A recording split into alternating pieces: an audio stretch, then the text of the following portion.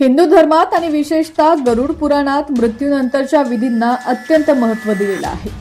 एखाद्या व्यक्तीचा मृत्यू झाल्यानंतर त्याचा मृतदेह जाळण्यापूर्वी तो कधीही एकटा सोडू नये असा कडक नियम आहे।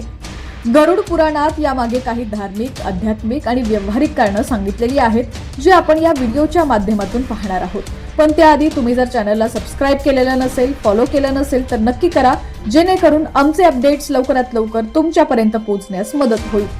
गरुड पुराणानुसार जेव्हा शरीर निर्जीव होतं तेव्हा त्यातील आत्मा बाहेर पडतो, पण संस्कार पूर्ण होईपर्यंत तो आसपासच असतो। अशा वेळी रिकाम्या शरीरात दुष्ट आत्मे, पिशाच्च किंवा आसुरी शक्ती प्रवेश करण्याची भीती असते। मृतदेह एकटा असल्यास या शक्ती त्याचा ताबा घेऊ शकतात, ज्यामुळे मृताच्या आत्म्याला कष्ट होतात। असं मानलं जातं की मृतदेह एकटा सोडल्यास त्या शरीराचा दुरुपयोग तांत्रिक विधींसाठी केला जाऊ शकतो किंवा एखाद्या अतृप्त आत्मा त्या शरीरात शिरून मृताच्या कुटुंबाला त्रास देऊ शकतो। मृतदेह उघड्यावर किंवा एकटा सोडल्यास कुत्रे, मांजरी, मुंग्या किंवा इतर हिंस्र प्राणी मृतदेहाची विटंबना करू शकतात।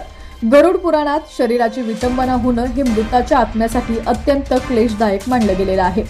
मृत्यू झाल्यानंतर शरीराचं विघटन सुरू होतं, त्यामुळे दुर्गंधी पसरू शकते किंवा कीटक येऊ शकतात। कुटुंबातील व्यक्ती जवळ असल्यास ते अगरबत्ती, धूप जाळून वातावरण शुद्ध ठेवतात आणि तुळशीचा पान किंवा गंगाजल वापरून शरीराची पवित्रता राखतात। गरुड पुराणात सांगितलेलं आहे की जोपर्यंत अंत्यसंस्कार होत नाहीत तोपर्यंत जीवात्मा आपल्या कुटुंबाच्या आणि शरीराच्या मोहात असतो।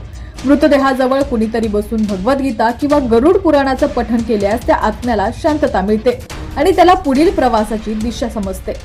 रात्री अंत्यसंस्कार करू नये, कारण जर मृत्यू सूर्यास्तानंतर झाला असेल तर रात्रभर मृतदेहाची राखण केली जाते आणि दुसऱ्या दिवशी सकाळीच अंत्यविधी केले जातात। मृतदेहाच्या डोक्यापाशी दिवा सतत जळत ठेवला पाहिजे, जेणेकरून अंधारामुळे नकारात्मक शक्ती आकर्षित होणार नाही। घरातील पुरुषांनी किंवा नातेवाईकांनी मृतदेहाजवळ बसून रात्रभर जागरण करणं अनिवार्य मानलं जातं। थोडक्यात सांगायचं तर मृतदेहाचा आदर राखण्यासाठी आणि मृताच्या आत्म्याला कोणतीही अडथळ्यांशिवाय गती मिळावी यासाठी गरुड पुराणात मृतदेह एकटा न सोडण्याची आज्ञा दिली जाते। आता ही सगळी माहिती आम्ही तुमच्यापर्यंत पोहोचवत आहोत। बिंदास्त मराठी या कुठल्याही गोष्टींवरती दावा करत नाहीये, एक माहिती म्हणून आम्ही तुमच्यापर्यंतही पोहोचवण्याचा प्रयत्न करत आहोत।